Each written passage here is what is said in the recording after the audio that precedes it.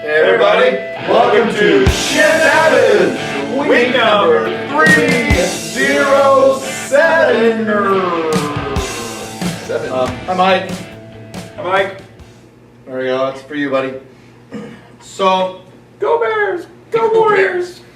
Oh, that's right, he had to go and watch the Warriors, didn't he, while we're still here. Yeah, I know. Warriors! You ever see the movie Warriors?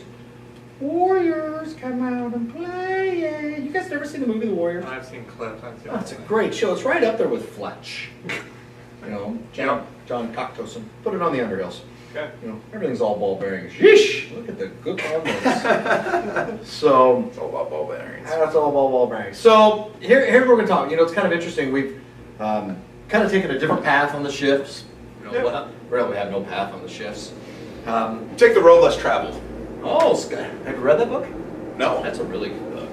It really is. I downloaded a book today too that when I say he's gonna, you know, I'll tell you when we're all done. We don't want it on there. Oh yeah. It'll end up in some guru's hands. Okay. So, speaking of gurus, Speaking of that. so, you know, it's kind of funny. I woke up this morning, different tangent, at 1:55 a.m. because, you know, I've retired from hitting the road.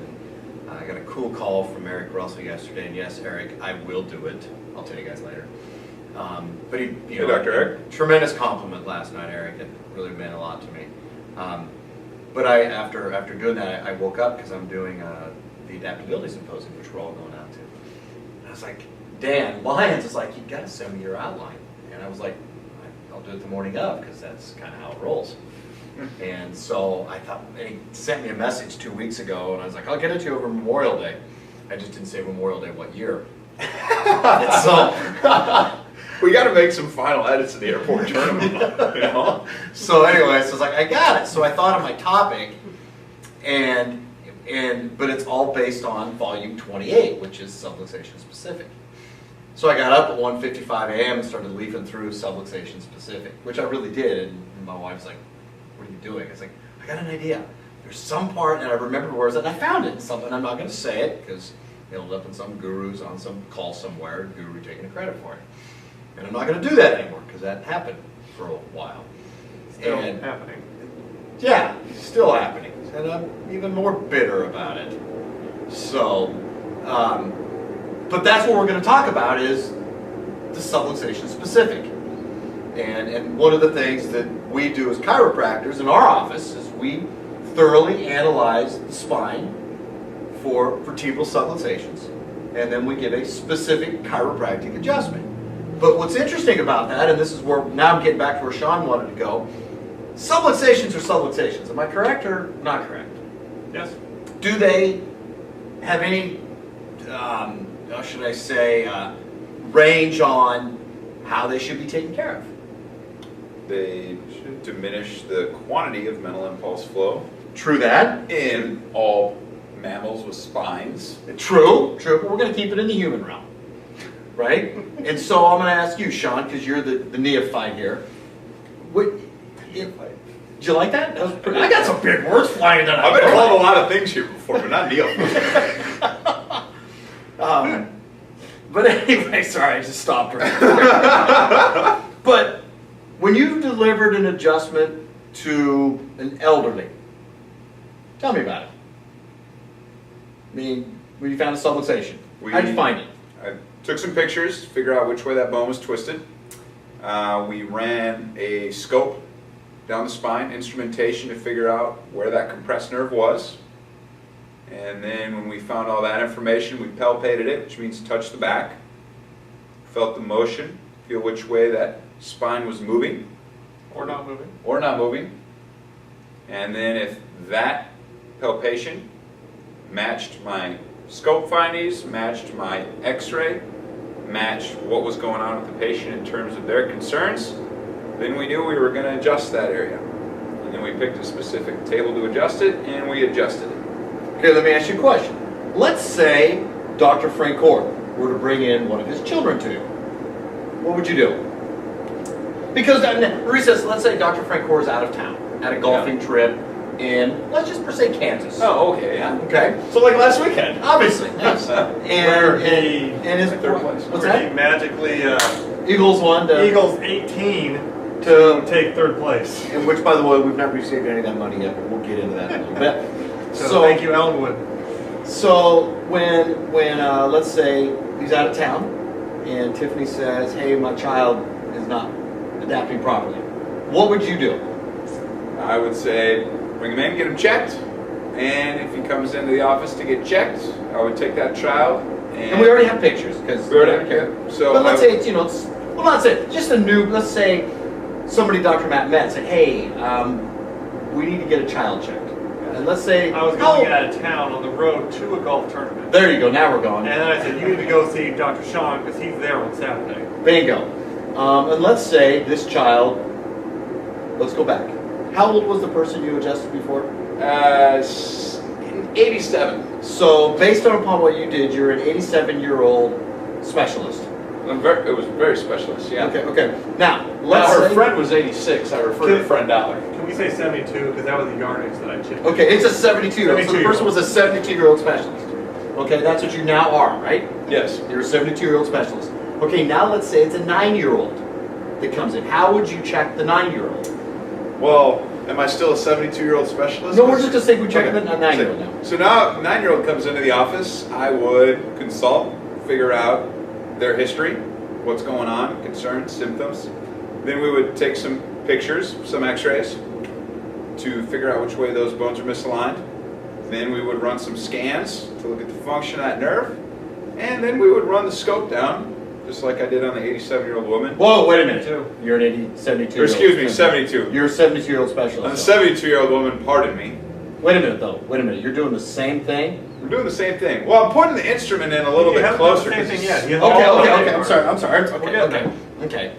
Keep going. So I modify my instrument so I can get down that spine. And then I find where that nerve compression's at. And then we palpate that. And we motion palpate it. That area's not moving right. And that matches the scope, matches the pictures, matches the palpation findings. Then we adjust it at a specific table. With a specific intent. Adjustment, yeah. So you now are a 9-year-old specialist? Yes. What happened to being a 70-year-old specialist?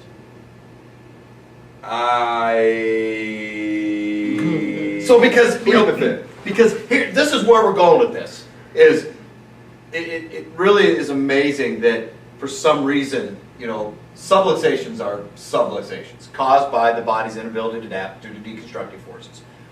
If you hone your skills and you've got the confidence, you don't have to isolate yourself, put you in this box and say, I'm a 9-year-old specialist. I mean, that's like saying, like we were laughing earlier, I am a 4-year-old boy, male specialist that drinks milk and only has left atlas subluxations. So Fills his practice. that fills it up. Your left wrist is wearing out, your right wrist is good. So based upon that, then, if somebody wants to come in and they're not 4 and they grow up, I have to refer them out. Because if, let's say, you're truly a pediatric specialist, like I think back to Sean's dentist, we talked about this last week. Yeah. Once she turned 18, she couldn't see her anymore. So what I get upset by, and I've done this for years, it's like, why are we all of a sudden specializing? Because if you're truly that's what you are, then at the age of, we'll say 18, you can't see him anymore. And we've already put in a box, and if that's truly your deal, then who's adjusting your family? Because based upon your specialism, you can't. And in chiropractic, we're already unaware. We are unaware. People don't know what we do. We've already narrowed even farther. It doesn't matter. There's deconstructive forces out there that are bombarding you, and I know you're getting ready to say something, and the body's not going to adapt.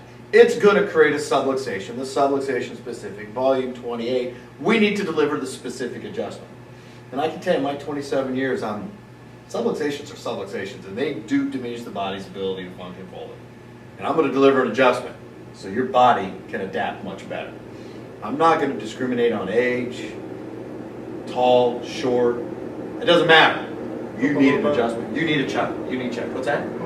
Oompa Loompa. So before, I know he's got something to say. Do you have anything to add to that? Sean. Go. Because you're just chomping here, aren't you? Wait a minute, should we ask Bryce if he has anything to say? Yeah, do you have anything to say? You know what he's doing right now? He's doing the price screen. Warriors by 20. Warriors by 20. Warriors. I thought about this today though because we had a new patient come in, a younger gal. She was in her 40s, and her mom has problems, spinal problems, and she said, "Well, it's already too late for my mom." I said, "Well, it's never too late." She said, "What do you mean?" I said, "The best time's now." You know, That's the second best time. Well, First best time was like 20 years ago, right? But the second best time is now. And if you limit the scope like that, you really limit the potential of the community.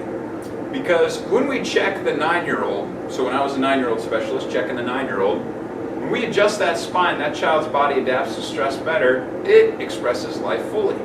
It lives at its full potential, whatever it likes to do. Now, an 87-year-old woman, 72. sorry, I went on to my specialty. 72-year-old woman, she has things she likes to do. Maybe she likes to play bridge with her friends, golf on Wednesdays in the women's league. If her spine has a subluxation in it, it's not adapting, she can't express life fully. Now, expressing life fully may be different depending on which stage of life that we're in, but we all deserve to express life at our optimal potential. And that is the opportunity everybody gets here. That was really kind of good. I don't know if we can you touch it? Oh, that was pretty good. Really good. I just dropped the mic. So she's going to talk to her mom about coming and getting checked. Cool. So she's 7 days. Nice. Drop the mic. And we're out. Okay.